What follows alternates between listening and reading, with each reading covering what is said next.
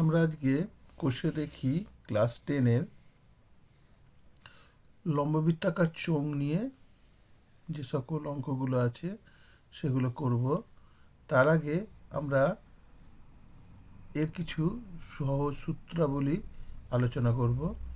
তোমরা লম্ববৃত্তাকার চোঙ সবাই দেখেছো, বাড়িতে যে ব্যাটারি দেখেছো, যেটা টর্চ লাইটের ব্যাটারি, সেই ব্যাটারিগুলো এক একটা লম্ববৃত্তাকার চোঙ। অথবা তুমি কাঠের গুঁড়ি দেখেছো, বা জলের বোতল দেখেছো, পাইপ দেখেছো, এগুলো প্রত্যেকেই সব লম্ববৃত্তাকার চোঙ। এখন এই লম্ববৃত্তাকার চোঙগুলো দেখতে কিরকম, আমরা একটা ছবি দেখো, এই যে এই ছবিটা দেখতে পাচ্ছ, এটা একটা কিন্তু লম্ববৃত্তাকার চোঙ। এই লম্ববৃত্তাকার চোঙটার দেখো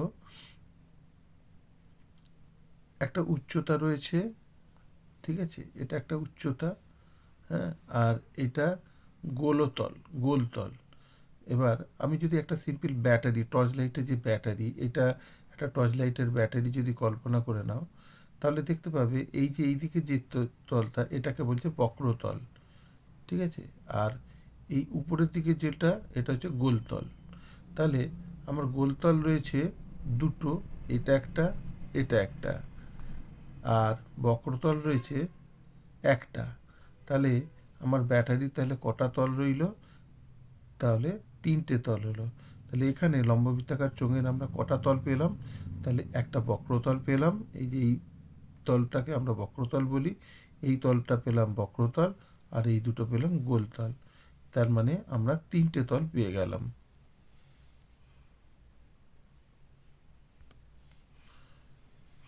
এরপর দেখো, আমরা যে লম্ববৃত্তাকার চোঙের তাহলে ক্ষেত্রফলের সূত্র আমরা বলবো। দেখো, আমরা ক্ষেত্রফলের সূত্র আমরা যেটা পাচ্ছি সেটা হচ্ছে 2πr/h। মনে রাখবে, এই যে আমার গোলতলের, এই যে আমরা এর আগে আমরা বৃত্ত করেছিলাম, বৃত্তের পরিধি কত? বৃত্তের পরিধি হচ্ছে 2πr। বৃত্তের পরিধি হচ্ছে 2πr, তার সঙ্গে হাইটটা যদি গুণ করে দাও, সেইটাই হয়ে যাবে এই বক্রতলের ক্ষেত্রফল। তার মানে ওই জন্য আমরা বলেছি লম্ববৃত্তাকার চোঙের ক্ষেত্রফল সমান 2πr/h, 2πr/h বর্গ একক। এরপর দেখো, যদি সমগ্র তলের ক্ষেত্রফল বলে, তাহলে সমগ্র তলের ক্ষেত্রফল হবে কত? এই যে বক্রতলের ক্ষেত্রফলটা পেলাম, এটা একটা, আর এই দুটো তলের ক্ষেত্রফল। আমরা বৃত্তের ক্ষেত্রফলের সূত্র কি জানি? πr²। তাহলে দুটো বৃত্ত, এই উপরে একটা বৃত্তর তল আর নিচে একটা বৃত্তর তল, তাহলে πr² + πr² কত হবে? 2πr² হবে। সেই জন্য আমরা বলেছি কি, সমগ্র তলের ক্ষেত্রফল দেখো, বক্রতলের ক্ষেত্রফলটা প্লাস এই দুটো তলের ক্ষেত্রফল, তার মানে 2πr/h + 2πr²। বুঝতে পারছো? এই হচ্ছে, যদি এখান থেকে 2πr কমন নিয়ে নাও, h + r বর্গ একক। ক্ষেত্রফল সবসময় বর্গ এককে হয়। এরপর আমরা এর এই যে চোঙটা বা এই ব্যাটারিটা যদি বলতো আয়তন কত, বা তখন আমরা কি করব, এই নিচের যে অংশটা, এই অংশটার ক্ষেত্রফল কত বলেছি? πr², তাই না? এর সঙ্গে যদি উচ্চতাটাকে গুণ করে দাও, তখন হয়ে যাবে আয়তন। দেখো, ওই জন্য বলছে এই চোঙের আয়তনের সূত্র কি? πr²h। আর আয়তনকে সবসময় ঘন এককে প্রকাশ করা হয়। কারণ কি, আমরা আয়তনের আর একটা নাম জানি ঘনফল, তাই না? সেই জন্য আমরা এটাকে ঘন এককে প্রকাশ করব। তাহলে চোঙের আয়তনের সূত্র হবে πr²h। এরপর যদি আমরা ফাঁপা চোঙ নিই, ফাঁপা চোঙ যদি নিই, ফাঁপা চোঙটা ঠিক এইরকম দেখো, এই যে এই ফাঁপা চোঙ, এই যে এইখান থেকে ভিতরের যে ব্যাসার্ধ আর বাইরের ব্যাসার্ধ, এর দুটো ব্যাসার্ধ তোমরা পেয়ে যাবে। ফাঁপা চোঙের ক্ষেত্রে যে দুটো ব্যাসার্ধ পেলে, সেই ব্যাসার্ধ একটা আমরা বড়টা ধরছি r1, আর ভিতরেরটাকে ধরছি r2। তাহলে আমার এই চোঙের সমগ্র তলের ক্ষেত্রফল কত হবে? না, চোঙের সমগ্র তলের ক্ষেত্রফল হবে এই যে বক্রতলের দিকটা আমরা যদি হিসাব করি, তাহলে আমরা বক্রতলের হিসাব কি, বাইরের বক্রতলের ক্ষেত্রফল কত হবে, এই যে এই তলটা, এই যে এই বাইরের যে বক্রতলটা, এই তলটার ক্ষেত্রফল কত হচ্ছে, এই তলটার ক্ষেত্রফল হচ্ছে 2πr1h। ঠিক আছে, এর ব্যাসার্ধ আমরা r1 ধরেছি, বাইরের যে ব্যাসার্ধ সেটা r1 ধরেছি, সেই জন্য 2πr1h। আর এই যে ভিতরের যে বক্রতলটা, এই যে ভিতরের যে বক্রতলটা রয়েছে, সেই বক্রতলটার ক্ষেত্রফল কত বলবো, 2πr2h। কারণ ভিতরের রয়েছে অন্তঃব্যাসার্ধ, এই বাইরের ব্যাসার্ধটাকে বলা হয় বহিঃ ব্যাসার্ধ, আর ভিতরের ব্যাসার্ধটাকে বলা হয় অন্তঃব্যাসার্ধ। তাহলে বাইরের তলটার জন্য বাইরের বক্রতলের ক্ষেত্রফল হচ্ছে 2πr1h, আর ভিতরের বক্রতলের ক্ষেত্রফল হচ্ছে 2πr2h। ঠিক আছে, বর্গ একক। তাহলে আমার 2πh কমন নিয়ে নিচ্ছ, নিয়ে 2πh r1 প্লাস r2 বর্গ একক। এটা হয়ে গেল আমার বাইরের তলের ক্ষেত্রফল, বাইরের বক্রতলের ক্ষেত্রফল। কিন্তু তোমাকে যদি বলে যে সমগ্র তলের ক্ষেত্রফল কত, তাহলে বাইরের বক্রতলটা তো এইটা পেয়ে গেলে, আর সমগ্র তল বললে এপাশের যে তলটা রয়েছে, আমরা বৃত্তের বেলায় শিখেছিলাম কি না, বাইরের বৃত্তের কত হচ্ছে πr1 square, πr1 square minus πr2 square. দেখো এখানে আমরা একটা দিয়েছি, এই যে উপরেরটা যদি গোল তলের যে বাইরের বৃত্তটা এইটা, আর এইটা ছোট বৃত্ত, তাহলে আমাদের কি হচ্ছে, বাইরেরটার জন্য আমরা কি বলবো πr1 স্কোয়ার, আর ভিতরেরটার জন্য কি বলবো মাইনাস πr2 স্কোয়ার। তবে আমি এই অংশের ক্ষেত্রফলটা বার করতে পারবো। এটা হচ্ছে এই অংশের ক্ষেত্রফল, এই যে এই অংশের ক্ষেত্রফল। তাহলে আমার সমগ্র তলের ক্ষেত্রফল হচ্ছে কত, সমগ্র তলের ক্ষেত্রফল দাঁড়াচ্ছে যে 2πr1h প্লাস 2πr2h। এটা হচ্ছে বাইরের আর ভিতরের বক্রতলের ক্ষেত্রফল যুক্ত πr1 square minus πr2 square, πr2 square মানে উপরের তলটার এই অংশের ক্ষেত্রফল। তাহলে এইটা হচ্ছে তোমার ফাঁপা চোঙের ক্ষেত্রে এইটা বেরোবে।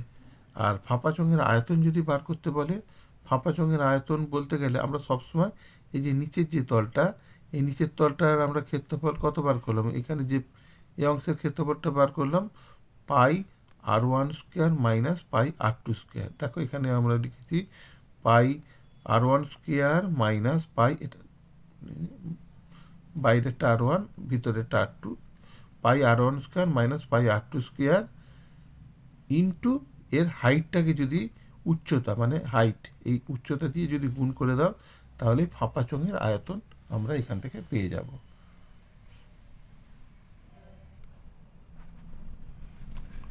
এখানে দেখো কোষে দেখি 8-এর অঙ্কগুলো আমরা শুরু করছি। দেখো পাশের চিত্রের ঘনবস্তুটি দেখি এবং নিচের প্রশ্নের উত্তরগুলো লিখি। পাশের এই যে চিত্রটা দেখো, এটা একটা ঘনবস্তু দেখতে পাচ্ছ, একটা কৌটোই ধরতে পারো। ঠিক আছে, এর কটা তল বলেছে দেখো, কৌটোর এই যে ধরো কৌটাটা যদি ভাবো, এর একটা ঢাকনা আছে, এই একটা তল আছে, আর একটা বক্রতল আছে, তাহলে কটা হলো, 3টে তল। আমরা কি লিখবো, ছবির ঘনবস্তুটি 3টি তল। এরপর লিখেছে ছবির ঘনবস্তুটিতে কটি বক্রতল রয়েছে আর কটি সমতল রয়েছে। আমরা বক্রতল কটা পেয়েছি, এই যে এই অংশের যে তলটা, এই তলটা একটা পেয়েছি বক্রতল, আর দুটো পেয়েছি এই যে এই তল আর এই তল, যেটা গলীয় তল বলছে, উপরের তলটাকে মানে সমতল এটাকে বলছি, এটা পেয়েছি দুটো, তাই জন্য বলবো দুটো সমতল। এরপর কি বলা হয়েছে, আমার বাড়ির 5টি ঘনবস্তুর নাম লিখি যাদের আকার লম্ববৃত্তাকার চোঙ। তাহলে আমার বাড়ির 5টি ঘনবস্তুর নাম দেখে নাও। আমরা লিখেছি একটা পাইপ একটা ঘনবস্তু, একটা কাঠের গুঁড়ি একটা ঘনবস্তু, ব্যাটারি একটা ঘনবস্তু, তারপর তুমি কাপ বলতে পারো একটা ঘনবস্তু, আর ওষুধের বোতল একটা বলতে পারো ঘনবস্তু। এরপর দেখো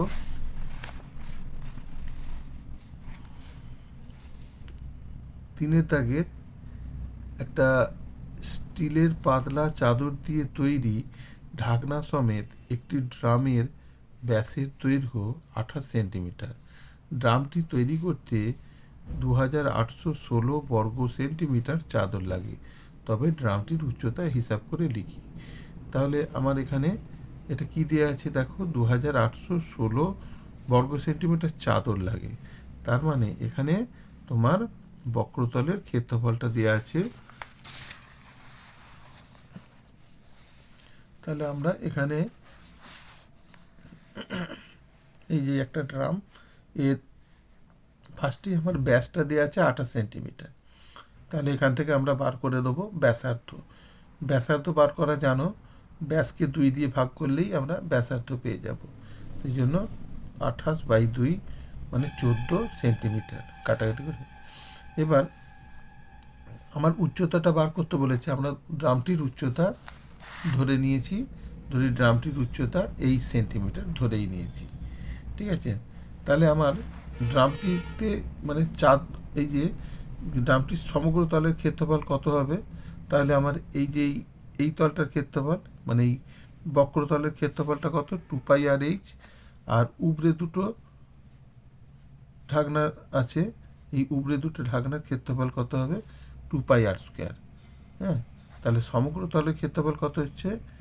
এই বক্রতলের ক্ষেত্রফল প্লাস এই দুটো তলের ক্ষেত্রফল। এই এই তলটার ক্ষেত্রফল কত হচ্ছে আমার? তাহলে 2πr/h। আর এই দুটো এইটার হচ্ছে πr², আর এটা হচ্ছে πr²। তাহলে তিনটে তলের মোট ক্ষেত্রফল কত হচ্ছে না? 2πr/h আর πr² আর πr² কত হচ্ছে? 2πr²। তাহলে এখান থেকে আমরা 2πr কমন নিয়ে নিলাম, h প্লাস আর।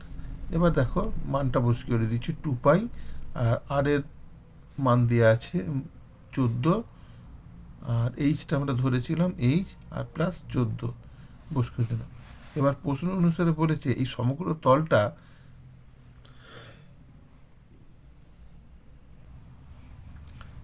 সমগ্র তলটা চাদর দিয়ে মুড়তে আমার 2816 বর্গ সেন্টিমিটার চাদর লাগে। তাহলে আমরা এইটা পুরোটা সমান কত বলে দেবো? 2816। এখান থেকে এইচ প্লাস 14 সমান 2816/2 ইন্টু 22 পায়ের মান হচ্ছে 22/7, এটা জানো। তাহলে এইখানে গিয়ে 7/22 হয়ে গেছে, আর 14টা নিচে আসছে। দিয়ে কাটাকাটি করতে আমার আসছে 32। তাহলে এই সমান বেরোচ্ছে কত? 32 - 14 মানে এই সমান 18। তো অতএব ড্রামটির উচ্চতা কত বেরোলো? 18 সেন্টিমিটার।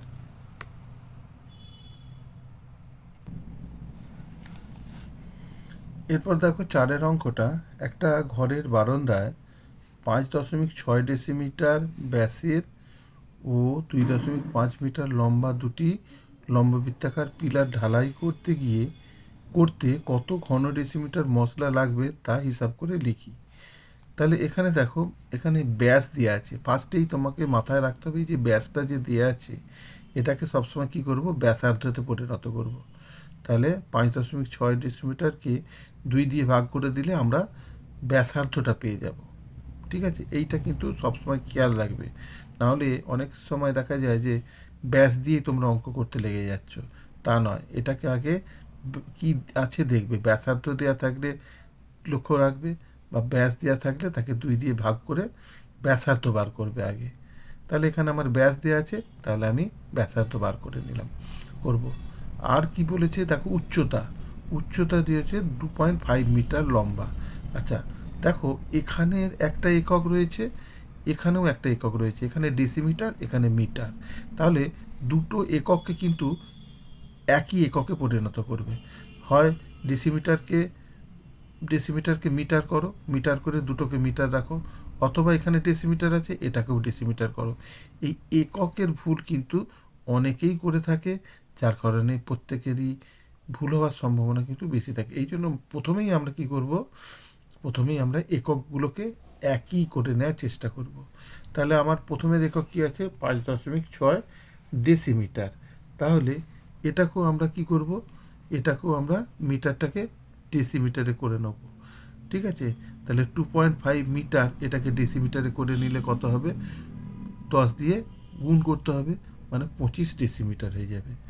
এবার বলেছে দেখো লম্ববৃত্তাকার পিলার দুটো রয়েছে, দুটো লম্ববৃত্তাকার পিলার। তাহলে আমি একটা পিলারের কথা বলছি এখন। একটা পিলার ঢালাই করতে কত ঘন ডেসিমিটার, মানে একদম পিলারটা তো সলিড পিলার হচ্ছে, এবং সেটা ঢালাই করতে কত ঘন ডেসিমিটার। দেখো এখানে একটা কথা বলা হচ্ছে ঘন ডেসিমিটার। তুমি এখান থেকেই বুঝে যাচ্ছ তোমাকে কি বার করতে হবে, ক্ষেত্রফল বার করতে হবে না আয়তন বার করতে হবে। ঘন যেহেতু কথাটা বলা আছে তোমাকে সবসময় তাহলে আয়তনই বার করতে হবে। তাহলে আমরা এখানে বার করব একটা পিলারের আয়তন। একটা পিলারের আয়তন, পিলারটা তো আমাদের একটা লম্ববৃত্তাকার চোঙ, তাহলে এই পিলারের আয়তন বার করার সূত্র কি? পাই আর স্কোয়ার এইচ, তাই না? তাহলে দেখো এই পিলারের আয়তন কি হবে আমরা বার করছি। দেখো এখানে দেখো পিলারের আমি বলেছি প্রথমে ব্যাসটাকে ব্যাসার্ধে করে দেবো। ব্যাস কত? 5.6 ডেসিমিটার। ব্যাসার্ধ করলে কত হবে? 5/6/2। তার মানে এটাকে 2 দিয়ে ভাগ করে দিলাম, ঠিক আছে? তাহলে 5/6/2 দিয়ে এটাকে তোমরা 2.8 ডেসিমিটারও করে নিতে পারো। আচ্ছা, এবার আমরা কি বার করব? এই যে একটা পিলার ঢালাই করতে কতটা মশলা লাগছে, আর দুটো পিলার ঢালাই করতে কত মশলা লাগবে। তাহলে আমি প্রথমেই বলছি মশলা লাগবে। কতটা মশলা লাগবে? দুটো পিলারের জন্য 2 করে দিয়েছি। দেখো প্রথমেই 2 দিয়ে গুণ করে দিই, গুণিত একটা। এবার আয়তনটা কত? পায়ের স্কোয়ার এইচ। এখানে মান বস করিয়েছি 2 গুণিত পায়ের মান হচ্ছে 22/7 গুণিত আর এর মান হচ্ছে 5.6/2। এটা দুবার লিখে দিয়েছি, দেখো 5.6/2 2/2 গুণিত এইচটা কত? এইচটা তোমার 25 সেন্টিমিটার। এই যে দেখো এই যে 2.5 মিটার ছিল, এটাকে আমরা ডেসিমিটারে, মিটার ছিল এটাকে আমরা ডেসিমিটার করে 25 ডেসিমিটার করে নিয়েছি। দেখো একই একক রেখে দিয়েছি। এরপর আমরা এটা কাটাকাটি করে আমরা যেটা পেলাম 1232 এককটা হবে কত? ঘন ডেসিমিটার। 1232 ঘন ডেসিমিটার। এরপর এটা একটা উত্তর। তাহলে মশলা কতটা লাগছে? 1232 ঘন ডেসিমিটার। এরপর তোমাকে বলেছে দেখো প্রতি বর্গমিটারে 125 টাকা হিসাবে পিলার দুটি প্লাস্টার করতে কত খরচ লাগবে হিসাব করো। তাহলে এখানে আবার দেখো বর্গমিটার বলা আছে, তাহলে আমাকে কি করতে হবে? এককটাকে সবসময়, একটা তো মিটারে দেওয়া আছে, তাহলে ব্যাসার্ধটাকে কিন্তু মিটারে ট্রান্সফার করে নিতে হবে। তাহলে আমরা ওই জন্য দেখো ব্যাসার্ধটাকে আমরা কি করেছি, আবার ডেসিমিটার হয়েছিল এটা মিটারে করে নিয়েছি 0.28 মিটার, ঠিক আছে? ডেসিমিটারকে 10 দিয়ে ভাগ করে 0.28 মিটার করে ফেলেছি। দিয়ে এবার আমাকে এখানে কি বার করতে বলেছে? দেখো প্রতি বর্গমিটারে প্লাস্টার করবে। প্লাস্টার কোথায় করবে? বক্রতলটাকে প্লাস্টার করব। তাহলে মানে বক্রতলের ক্ষেত্রফল আমাকে বার করতে হবে। তাহলে এখানে বক্রতলের ক্ষেত্রফল, দুটো পিলার রয়েছে তাই জন্য দুটো পিলারের বক্রতলের ক্ষেত্রফল কত না 2 গুণিত বক্রতলের ক্ষেত্রফলের সূত্র কি? 2 পাই আর এইচ। 2 পাই একদম মান বসাচ্ছি 22/7। আর এর মান কত? 0.28। এই যে আর এইচ আমরা কত পেয়েছি? এইটা মিটারে 2.5 বর্গমিটার। ক্যালকুলেশন করলাম, করার পর এটা আমার বেরোলো 800, এই যে দেখো 8.8 বর্গমিটার। 8.8 বর্গমিটার। এবার দেখো 1 বর্গমিটারে প্লাস্টার করতে কত খরচ হয়? 125 টাকা। বইয়ে দেওয়াই আছে যে প্রতি বর্গমিটারে 125 টাকা হিসাবে পিলার দুটি প্লাস্টার করতে কত খরচ হবে। তাহলে 1 বর্গমিটার প্লাস্টার করতে খরচ হয় 125 টাকা। 8.8 বর্গমিটার প্লাস্টার করতে 125 গুণিত 8 সমান 1100 টাকা। এটা একটা উত্তর হয়ে গেল। এরপর দেখো 5 দাগের অঙ্কটা দেখো 2.8 ডেসিমিটার দৈর্ঘ্যের অন্তঃব্যাস বিশিষ্ট, আবার এই একই কথা বলেছে অন্তঃব্যাস। হ্যাঁ, ব্যাসটাকে আমরা ফার্স্টে কী করবে, ব্যাসার্ধ করে নেবে, 2 দিয়ে ভাগ করে এটাকে ব্যাসার্ধ করবে। আর কী দিয়ে আছে দেখো, এবং 7.5 ডেসিমিটার লম্বা একটি জ্বালানি গ্যাস সিলিন্ডারে 15.015 কিগ্রা গ্যাস থাকলে প্রতি ঘন ডেসিমিটার গ্যাসের ওজন কত হবে লিখি। তাহলে আমরা এখানে কি করব, ব্যাসার্ধ আগে বার করব, আর উচ্চতা দেওয়া আছে। আচ্ছা, গ্যাস সিলিন্ডার লক্ষ্য করো, গ্যাস সিলিন্ডারের বাইরে যেটা আছে সেটা একটা এর চাদর থাকে, ওই লোহার চাদর থাকে, আর ভিতরে রয়েছে গ্যাস, মানে ঠিক ফাঁপা চোঙের মতন কাজ করে। দেখো আমি ছবিটা এঁকেছি, অ্যাকচুয়ালি গ্যাস রয়েছে এইটা, হ্যাঁ এইটা গ্যাস রয়েছে। তাহলে এই ফাঁপা, এই যে এটা বাইরের কোটটা, হ্যাঁ, আর এটা হচ্ছে ভিতরে এটা। তাহলে এই আমি যদি এরকম নিচের তলটাকে ধরি, এটা হচ্ছে বাইরের ব্যাসার্ধ, হ্যাঁ, বাইরের ব্যাসার্ধ, আর এর মধ্যে রয়েছে এটা হচ্ছে ভিতরের ব্যাসার্ধ।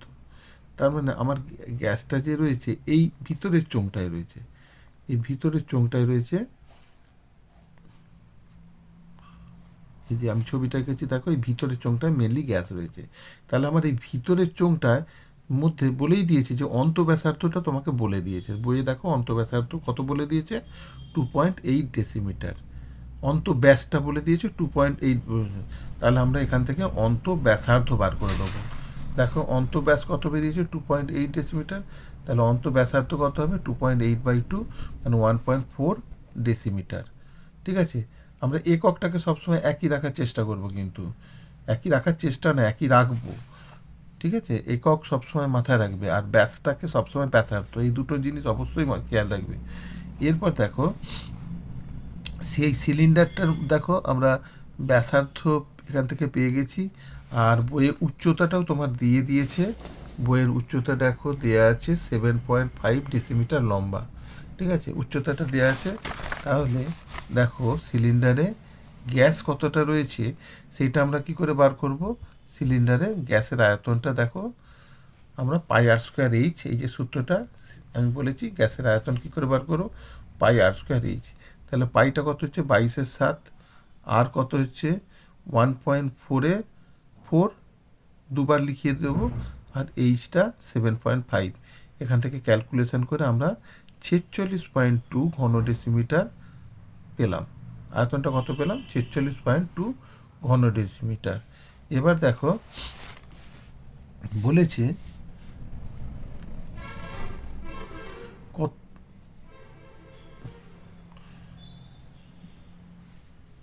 প্রতি ঘন ডেসিমিটারে গ্যাসের ওজন বার করতে বলেছে। ঠিক আছে, আর আমার তাহলে ওই সিলিন্ডারে গ্যাস কতটা রয়েছে, 15.015 কিগ্রা। তাহলে আমি যে আয়তনটা বার করলাম সেই আয়তনের গ্যাসের ওজনটা কত, 15.015 কিগ্রা। তাহলে আমরা কি লিখব,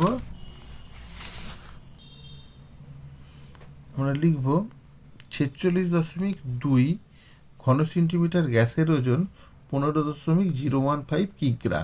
তাহলে 1 ঘন ডেসিমিটার গ্যাসের ওজন কত না, 15.015/46.2। কাটাকাটি করার পর দেখবে 0.325 কিগ্রা আসছে, 0.325 কিগ্রা। কিন্তু এটাকে গ্রাম করে দাও, 1000 দিয়ে গুণ করে দাও, দিলে 325 গ্রাম হয়ে যাচ্ছে। তাহলে আমার উত্তরটা যেটা চেয়েছে যে প্রতি ঘন ডেসিমিটার গ্যাসের ওজন কত হবে না, প্রতি ঘন ডেসিমিটার গ্যাসের ওজন হচ্ছে 325 গ্রাম। এইটাই হচ্ছে তোমার অ্যান্সার।